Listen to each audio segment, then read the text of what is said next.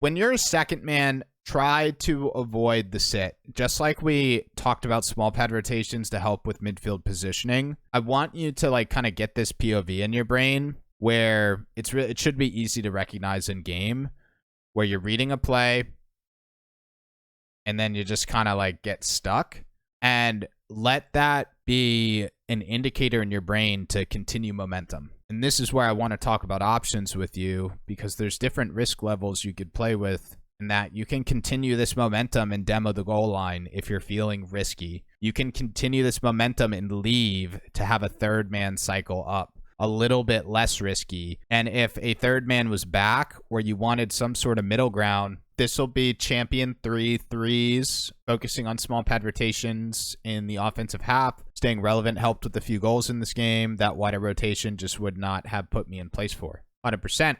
I love small pad rotations. It is super easy to see. It's not just a boost management tip. Has a lot of benefits. I talk about that a lot though. And wider rotations are good if players are playing too tight in the midfield or struggling with momentum. It's like everything has a benefit, an action, and a reaction. The good and the bad. Solo Q3s. Now, you are a brave warrior for doing that. Solid first touch right there. Solid start to the game.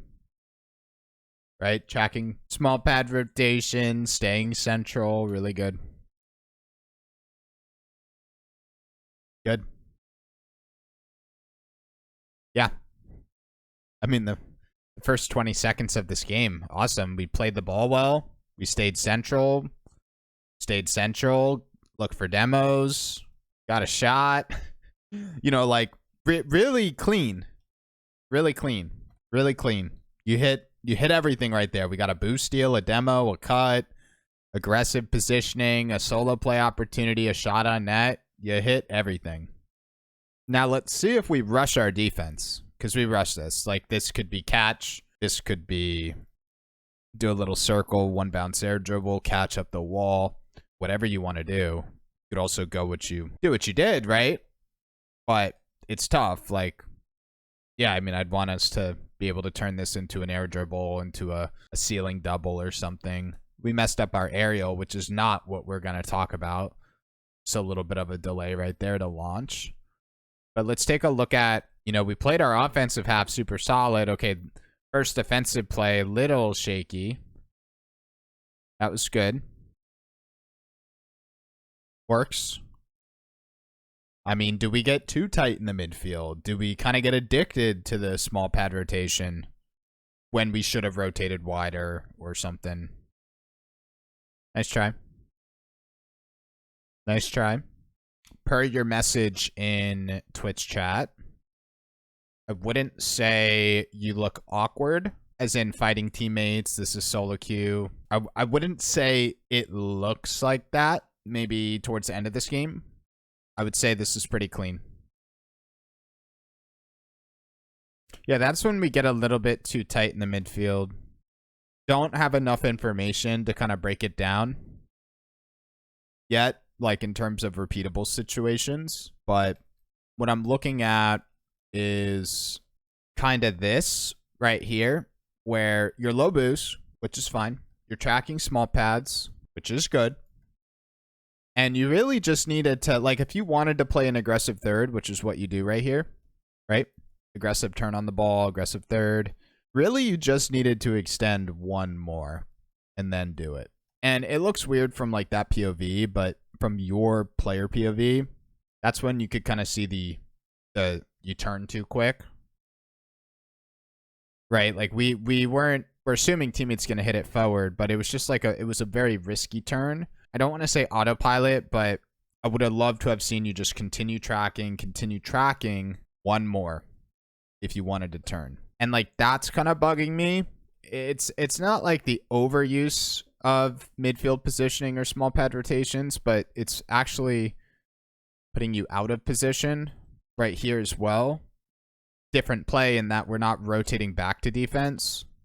We're like playing a aggressive second man, but it's just one of those positions where, and I'll show your POV again, but like the only opportunity you're playing for is like a ball there, whether it's on the ground, in the air, etc. Like you could aerial or time it. But it's a very narrow pickup, which if this player wasn't there and this player wasn't there and this player wasn't there, then I'd say, yeah, play for that risk, play for the narrow opportunity. But with like all the variables in this play, it becomes a little risky. And this is not the rotation back to defense. We're tracking too many small pads because that's like the focus we're doing to stay central. This is just purely positioning.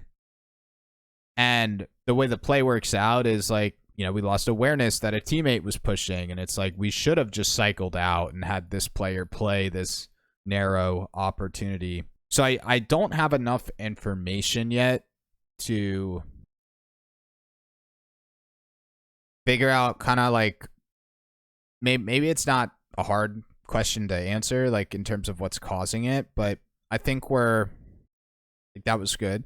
I think we're a little bit too heavy-handed with the midfield in plays that we shouldn't, because like it kind of happens right here too, where, and I'm trying to see like, is it a third man thing? Is it like a roll and rotation thing, like a second or a third? So I could like figure out what we can actually focus on. In two situations, it's been aggressive third, and the other one, it was just kind of the game sense to leave the play as a second.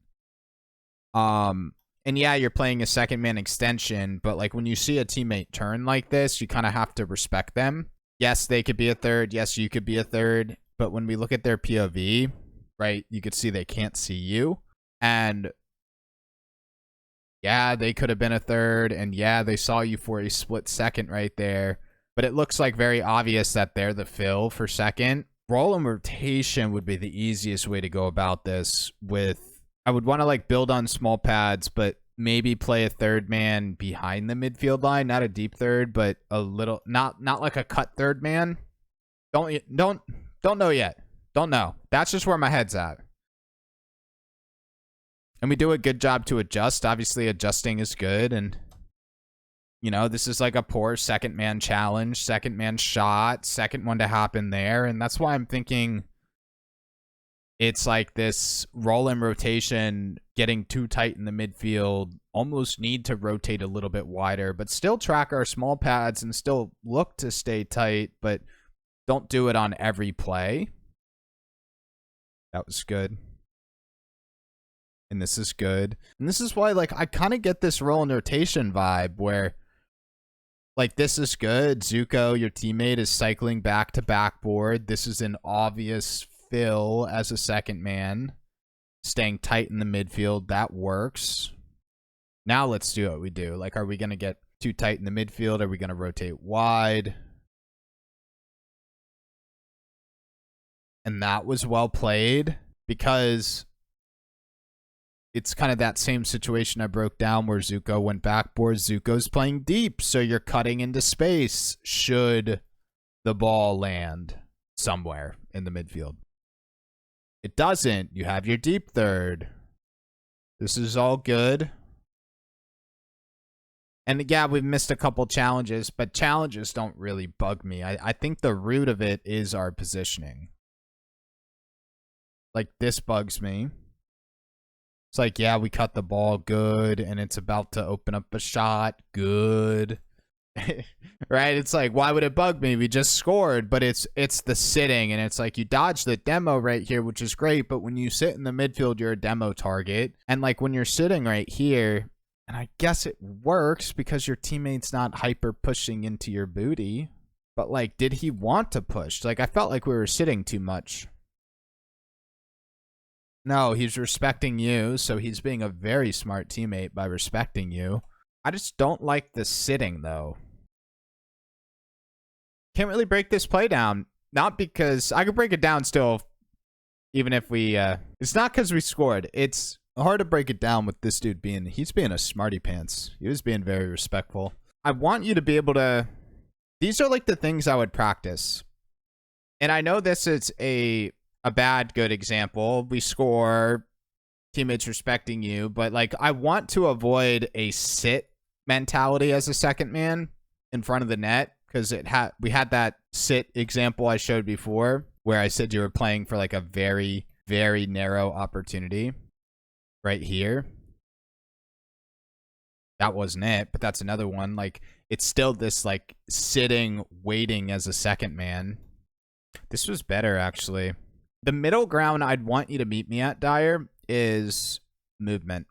Like, if you want to play an aggressive second man in the midfield, keep movement. I'm also going to discuss options with you. And I'll start right now. I just want to find that narrow opportunity I wanted to show. But when you're a second man, try to avoid the sit. Just like we talked about small pad rotations to help with midfield positioning, I want you to, like, kind of get this POV in your brain where it should be easy to recognize in game, where you're reading a play and then you just kind of like get stuck, and let that be an indicator in your brain to continue momentum. And this is where I want to talk about options with you, because there's different risk levels you could play with, and that you can continue this momentum and demo the goal line if you're feeling risky. You can continue this momentum and leave to have a third man cycle up, a little bit less risky. And if a third man was back or you wanted some sort of middle ground, you're just doing your little circles. That's it. Like, the new avoidance is the sit.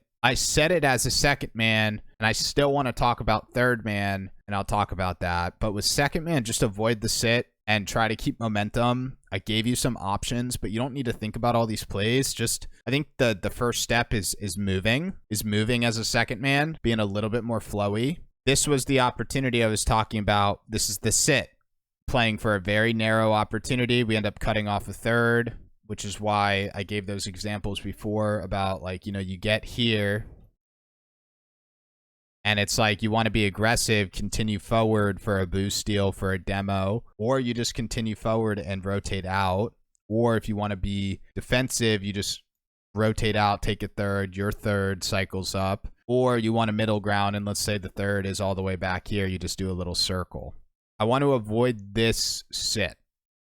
Now with third man, though, third man's a tough one. I know you need it. I know you're making mistakes with it, but if I could simplify, I'd kind of want to talk about the second man sit thing. I think that's like an easier focus. Keep it to one and then think of all the options. But with third man, I think we're almost overdoing it with the small pads. And I want to keep it broad. Track your small pads and try to... Oh, this is tough because I love our third man cuts. You know, on a different team, I would be having this dude taking a deep third, and you would be cutting across because these players can't see your POV. So, like, your game sense to cut right here is good because this player can see you, but now this player can't really, like, kind of can see you. Cutting from the opposite side is good rather than having this dude play forward like this. Like, they definitely, I guess the best POV to show would be the goal line defender. The goal line defender can't see you cutting if you went to cut for a shot, whereas if Zuko picks this up for a shot, they can see Zuko. So I like your cut, but I think for now to kind of clean up threes, try to avoid that third man cut, still track your pads, still stay central. If you do have a teammate all the way back, as in Zuko's back there, cut into space. We had a good example with that. But try to avoid these third man cuts. You mentioned doing this in solo queue is tough. That would probably be the biggest tough part about it. But overall, the second man sit, I think, will have the biggest impact on gameplay. And what you should do as a third man is just track your pads. If there's an opportunity and this dude's back, play it. Otherwise, play your aggressive third at the midfield line, not all the way back here. And then we could see what happens with that. I don't really want to go deep third. But maybe we stop, like, cutting as much, right? And maybe it cleans up gameplay. Maybe it opens up more problems. I don't know. I just want to kind of see what happens with it. I think you look better, though. Kind of getting a convergence of play styles. Definitely some challenge problems, but not like the... I always like to identify like a short-term, 1 week focus, right? Because you'll submit next week. I think the second man's good. Third man's good. Like, still consolidating to offense. More of a long-term thing would be kind of like challenge quality, different types of challenges. But, you know, maybe what we talk about today gets you in better positions, better momentum, and that kind of helps with challenges. Very good. Good job. In the future, would probably go down a fake challenge route. or maybe a drive challenge route. It's like an anything but dive. So with this play, this would be the final example. We are going to track our small pads, which is what we're focusing on. We are going to turn cut, and this cut works because Zuko's playing back. So you're cutting into this space right here. And it's like if you see this player right here, then you're just continuing that pad rotation, getting boost, and taking a third. About the same position they would be. But really good job. And we'll leave it there. Easiest way to think about second man is momentum. That's it. I wouldn't like get obsessed with, oh, I really want to try that demo play, or like just think about momentum broadly. Try to train your brain so like every time you stop moving, it's like, oh, gotta keep moving. Everyone's brain works differently. Like sometimes I've worked with players like literally almost having a negative bias attached to something, where like a painful bias, like you just develop. Sometimes I've told players like my voice comes into their brain and they'll like literally be like, I could hear you talking to me when I'm playing. Might be a little weird. But the negativity attached to a certain thing has helped. Doesn't mean it'll help you. Everyone's brain works different. Sitting is, people sit because they're flustered in that they're approaching a play, they're reading something, it doesn't happen, they sit, they stop, they think, what do I do next? You need, like, the hard thing is figuring out what do you do next. I think if you just keep it broad with momentum, and if your brain is like thinking very narrow, like maybe try for those demos or just rotate out. Keep it simple like that. Keep it simple. That's the biggest thing, Dyer. Keep it simple. Keep it simple.